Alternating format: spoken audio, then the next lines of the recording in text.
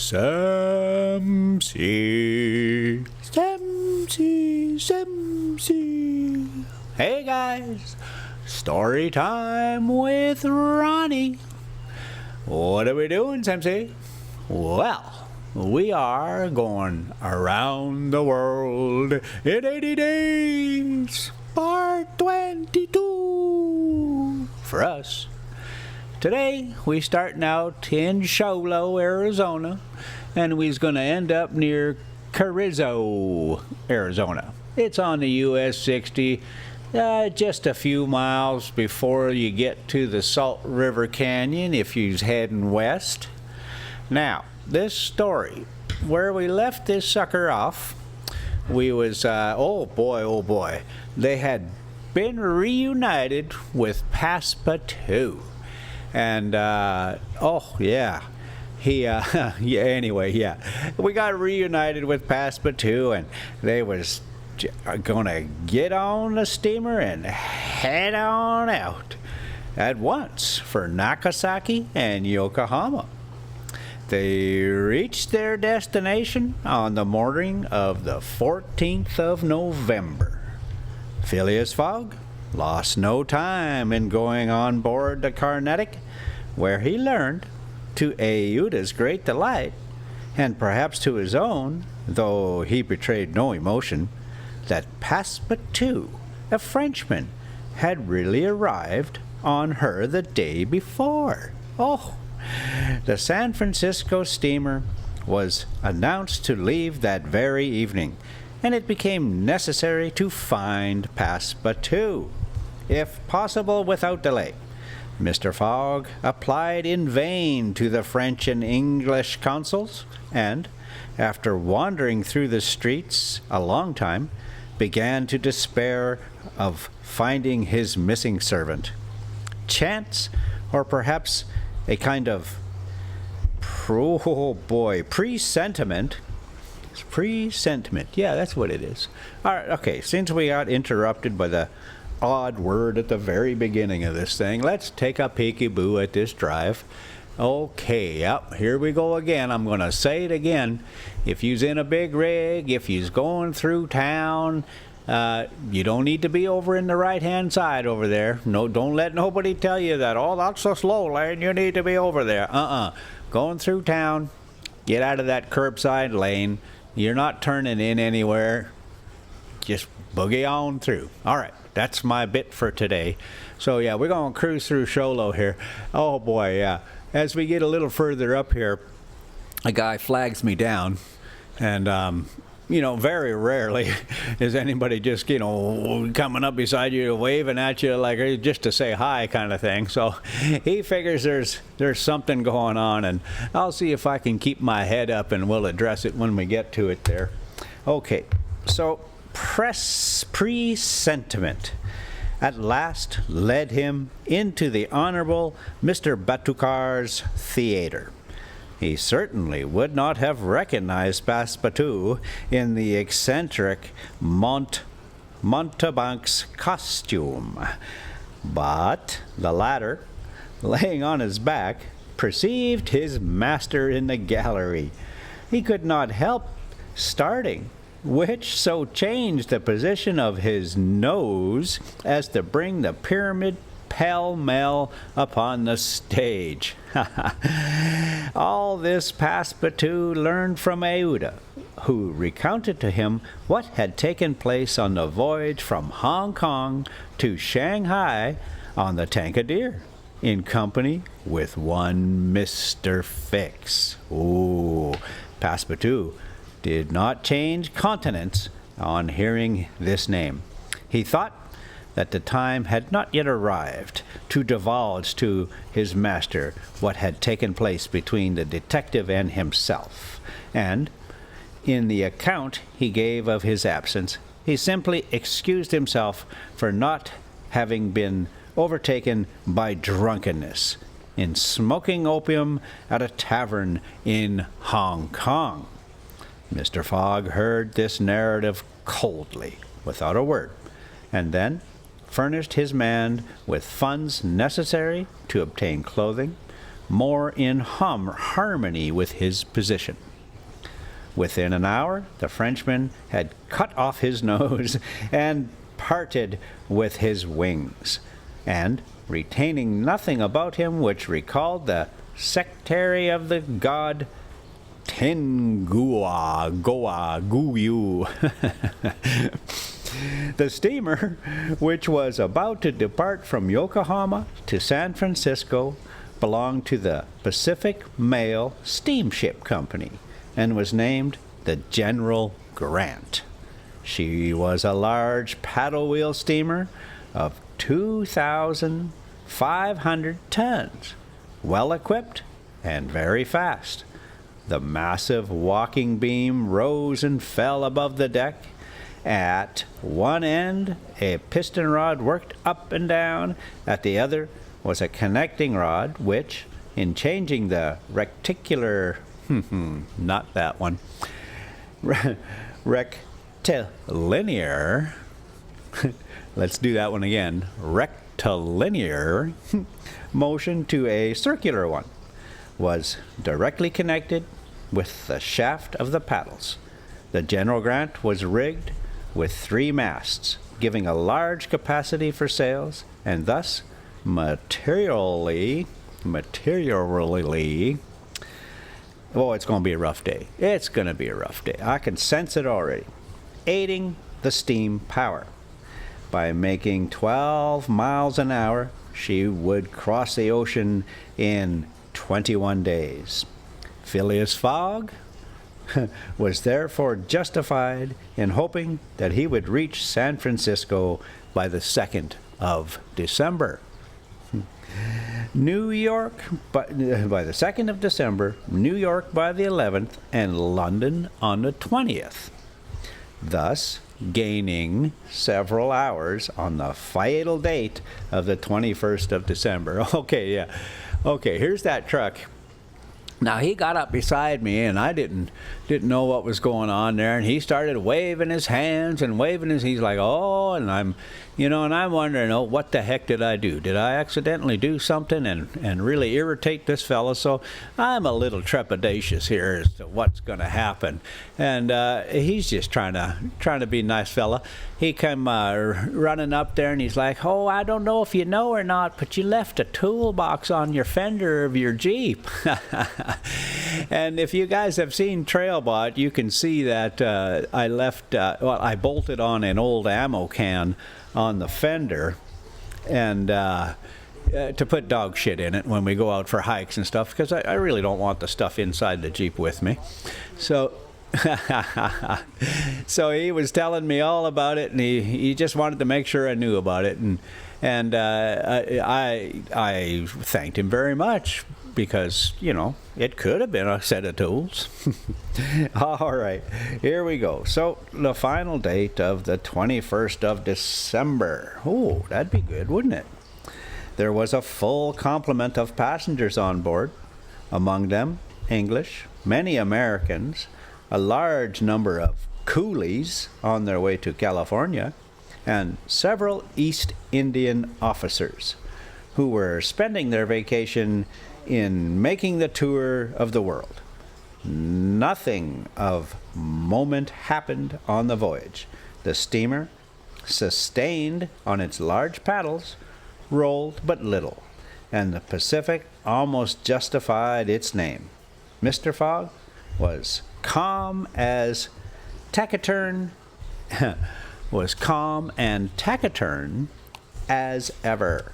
His young companion felt herself more and more attached to him by other ties than gratitude. His silent but generous nature impressed her more than she thought, and it was almost unconsciously that she yielded to emotions which did not seem to have the least effect upon her protector. Aouda took the keenest interest in his plans, and became impatient at any incident which seemed likely to retard his journey.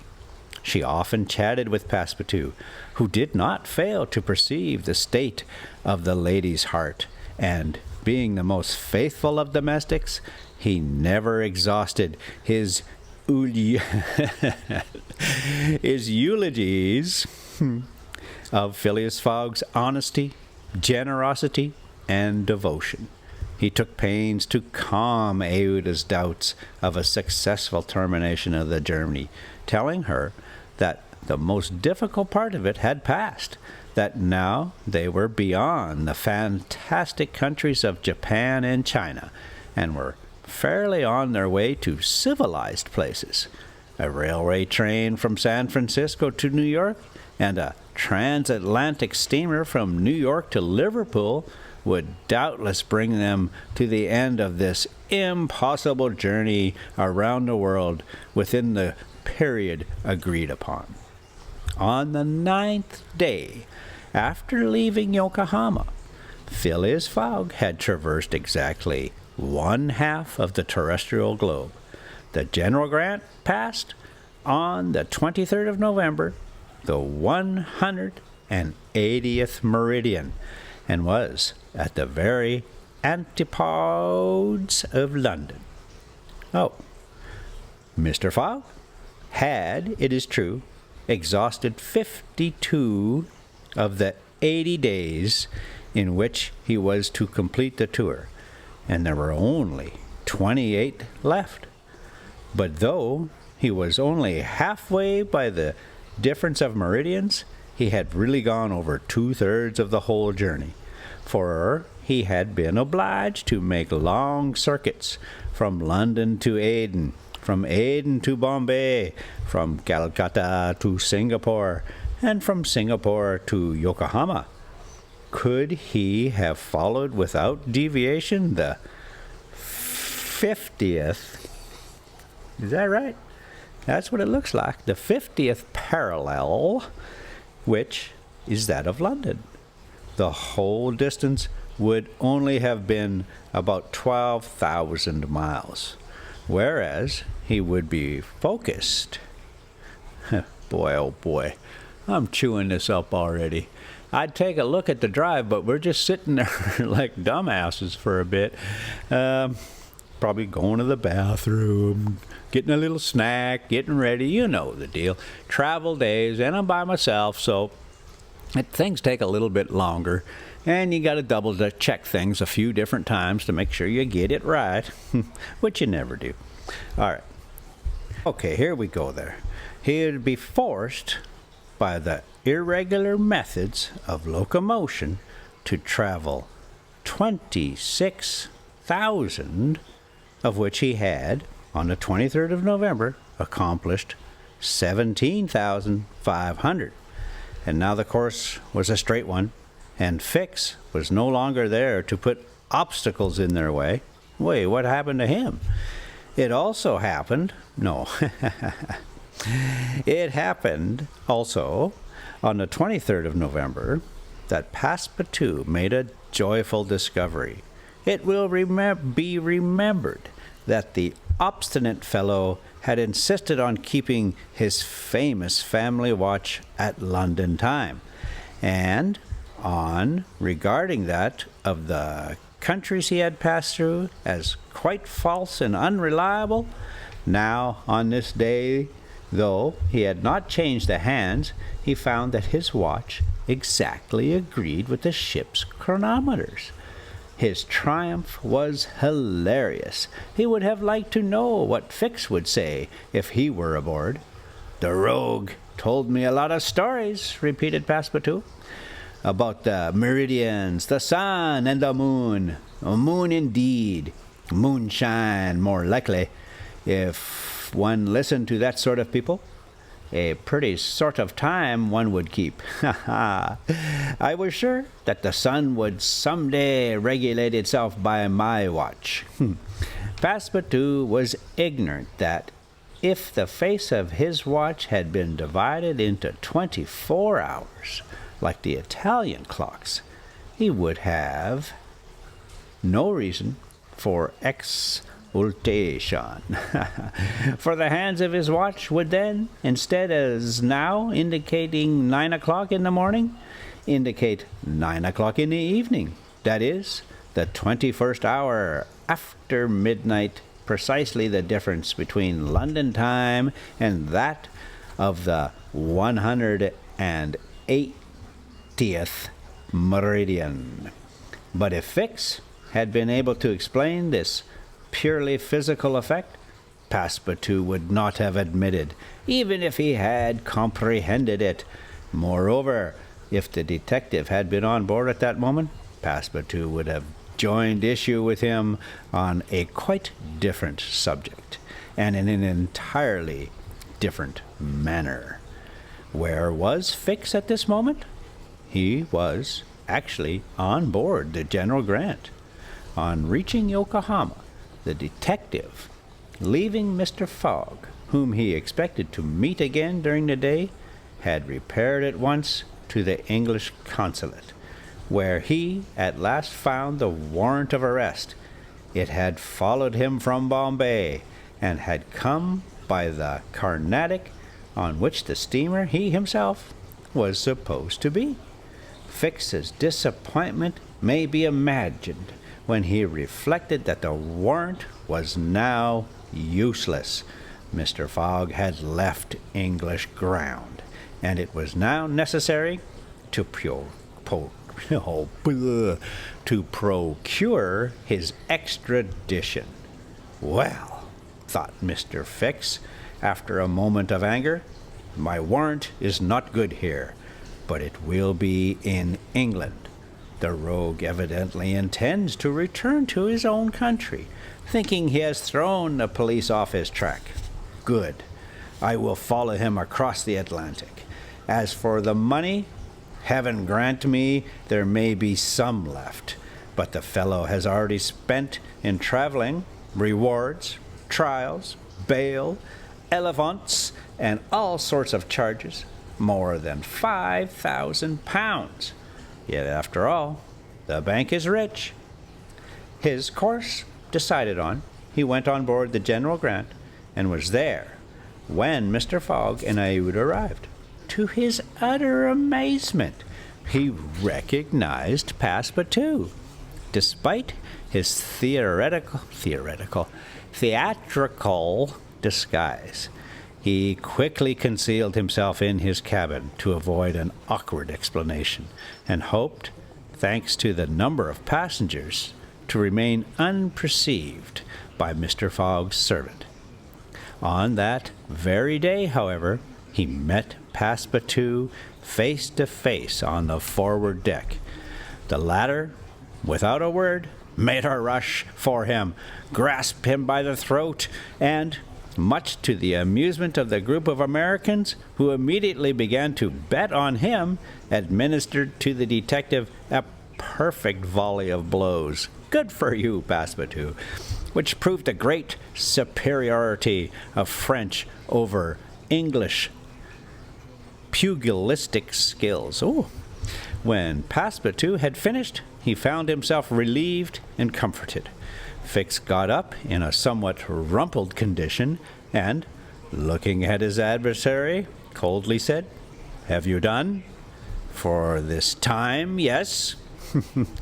Then let me have a word with you. But in your master's interest." Passepartout seemed to be vanquished by Fix's coolness, for he quietly followed him, and they sat down aside from the rest of the passengers. "You have given me a thrashing," said Mr. Fix. "Good. I expected it. Now listen to me. Up to this time, I have been Mr. Fogg's adversary. I am now in his game." "Ah!" cried Passepartout. "You are convinced he is an honest man?" "No," replied Fix coldly. "I think him a rascal." "Shh! Don't budge, and let me speak. As long as Mr. Fogg was on English ground, it was for my interest to detain him there until my warrants of arrest arrived. I did everything I could to keep him back. I sent the Bombay priests after him. I got you intoxicated at Hong Kong. I separated you from him, and I made him miss the Yokohama steamer. Passepartout listened with closed fists. "Now," resumed Fix, "Mr. Fogg seems to be going back to England. Well, I will follow him there, but hereafter I will do as much to keep obstacles out of his way as I have done up to this point to put them in his path. I've changed my game, you see, and simply because it was for my interest to change it. Your interest is the same as mine, for it is only in England that you will ascertain whether you are in the service of a criminal or an honest man." Passepartout listened very attentively to Fix, and was convinced that he spoke with entire good faith. "Are we friends?" asked the detective. "Friends? No," replied Passepartout, "but allies, perhaps. At the least sign of treason, however, I will twist your neck for you." "Agreed," said the detective quietly. 11 days later, on the 3rd of December, the General Grant entered the Bay of the Golden Gate and reached San Francisco. Mr. Fogg had neither gained nor lost a single day. Whew, that's the end of the chapter. That's the end of the chapter. Let's just peruse this new chapter here. Chapter 25, in which a slight glimpse is had of San Francisco. Oh, what are we doing on this drive? Oh, yeah, just a regular old retro drive here. It was 7 in the morning when Mr. Fogg, Aouda, and Passepartout set upon the American continent. If this name can be given to the floating quay upon which they disembarked, these quays, rising and falling with the tide, thus facilitate the loading and unloading of vessels. Alongside them were clippers of all sizes, steamers of all nationalities, and the steamboats, which several decks rising above one above the other, which ply on the Sacramento and its tributaries. There were also heaped upon the products of a commerce which extends to Mexico, Chile, Peru, Brazil, Europe, Asia, and all the Pacific Islands. Passepartout, in his joy on reaching at last the American continent, thought he would manifest it by executing a perilous vault in fine style. But, tumbling upon some worm-eaten planks, he fell through them. Put out of countenance by the manner in which he thus set foot upon the New World, he uttered a loud cry, which so frightened the innumerable cormorants and pelicans that are always perched upon these movable quays, that they flew noisily away. Mr. Fogg, on reaching shore, proceeded to find out at what hour the first train left for New York, and learned that it was at 6:00 p.m. He had therefore an entire day to spend in the Californian capital. Taking a carriage at a charge of $3, he and Aouda entered it, while Passepartout mounted the box beside the driver. They set out for the International Hotel. From his exalted position, Passepartout observed with much curiosity the wide streets, the low, evenly ranged houses, the Anglo-Saxon Gothic churches, the great docks, the palatial wooden and brick warehouses, the numerous conveyances, omnibuses, horse cars, and upon the sidewalks, not only Americans and Europeans, but Chinese and Indians. Passepartout was surprised at all he saw.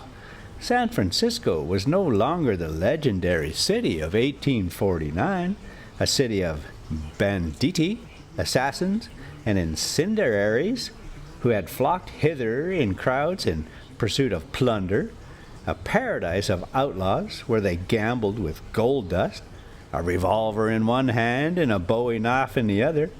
It was now a great commercial emporium. The lofty tower of its city hall overlooked the whole panorama of the streets and avenues, which cut each other at right angles, and in the midst of which appeared pleasant, verdant squares, while beyond appeared the Chinese Quarter, seemingly imported from the Celestial Empire in a toy box. Sombreros and red shirts and plumed Indians were rarely to be seen, but there were silk hats, black coats everywhere, worn by a multitude of nervously active gentlemanly looking men.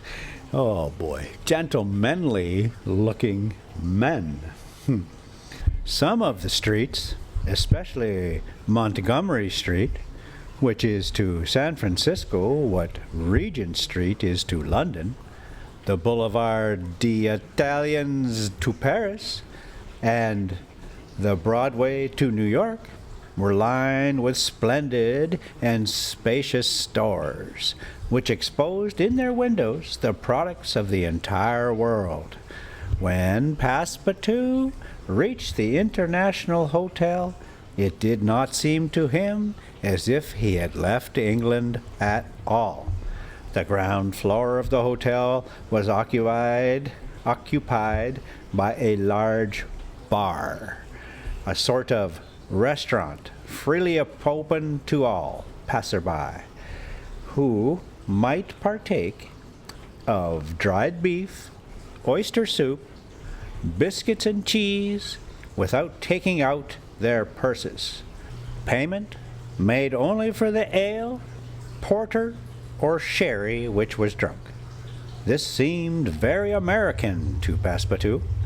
The hotel refreshment rooms were comfortable, and Mr. Fogg and Aouda, installing themselves at a table, were abundantly served on diminutive plates by negroes of darkest hue. After breakfast, Mr. Fogg, accompanied by Aouda, started for the English consulate to have his passport visaed. That's going to be on English ground. That could be trouble. As he was going out, he met Passepartout, who asked him if it would not be well. He met Passepartout, who asked him if it would not be well, before taking the train, to purchase some dozen Enfield rifles and Colt's revolvers. That's good thinking. He had been listening to stories of attacks upon the trains by the Sioux and Pawnees. Mr. Fogg thought it a useless precaution, but told him to do as he thought best, and went on to the consulate. Okay. So let's just knock it off for today. That's enough. I'm really chewing this thing up. So thank you so much for coming along, and we'll get a little further down the road next time. I think we're going to end up going through the Salt River Canyon again. Of course. Sam C.